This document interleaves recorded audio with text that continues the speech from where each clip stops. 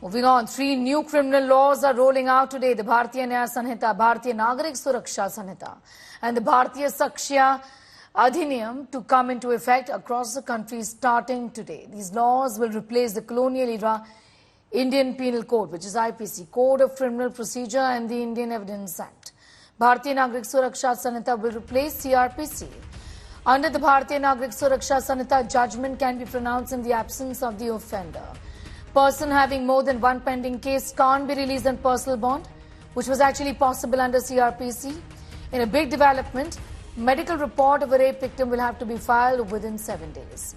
The new law also promotes digital trials. Meanwhile, the Bharatiya Sakshya Adhiniyam replaces the Indian Evidence Act 1872.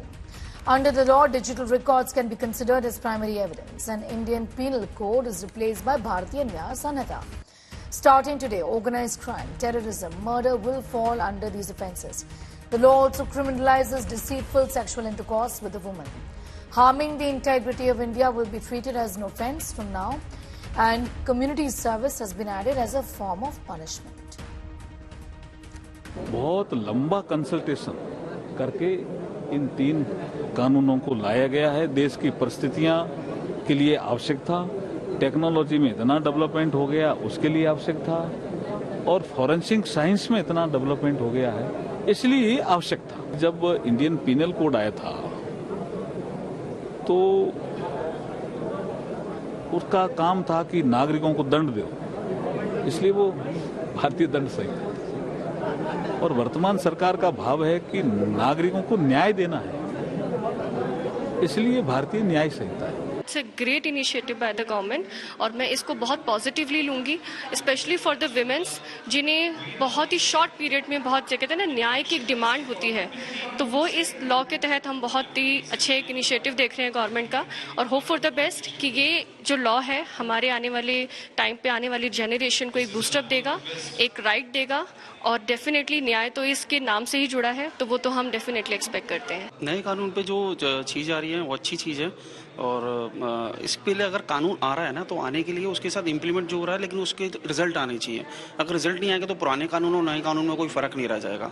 तो simply अगर public एक चाहती है कि उसको परेशान ना हो, इधर उधर घूमना ना पड़े, और फ़ोन पे अगर FIR होती है तो वुड बी बेटर, बहुत अच्छा है। जो आज भी होती है लेकिन उसके ऊपर एक रिजल्ट आना चाहिए। Listening to what Home Minister Amit Shah had said in December last year when he introduced the 3 new laws in Lok Sabha. माननीय अध्यक्ष, ये तीनों विधेयक दंड विधान प्रक्रिया, क्रिमिनल जस्टिस सिस्टम को बेसिक कानून, इसके लिए मूलभूत कानून ये 3 विधेयकों के अंदर है। एक है इंडियन पिनल कोड जो 1860 में बनाया गया, दूसरा है क्रिमिनल प्रोसीजर कोड जो 1898 में बनाया गया, और तीसरा है इंडियन एविडेंस एक्ट जो 1872 में बनाया गया। 1860, 1898 और 1872 में अंग्रेजों द्वारा बनाए गए, अंग्रेजों की संसद के द्वारा पारित किए गए ये तीनों कानूनों को समाप्त कर आज हम तीनों नए कानून पुरस्कृत करने के लिए मैं आया हूं।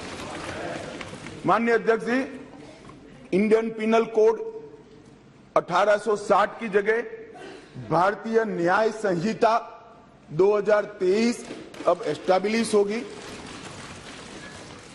क्रिमिनल प्रोसीजर कोड 1898 की जगह भारतीय नागरिक सुरक्षा संहिता प्रस्तावित होगी, और इंडियन एविडेंस एक्ट 1872 की जगह भारतीय साक्ष्य अधिनियम 2023 प्रस्तावित होगा।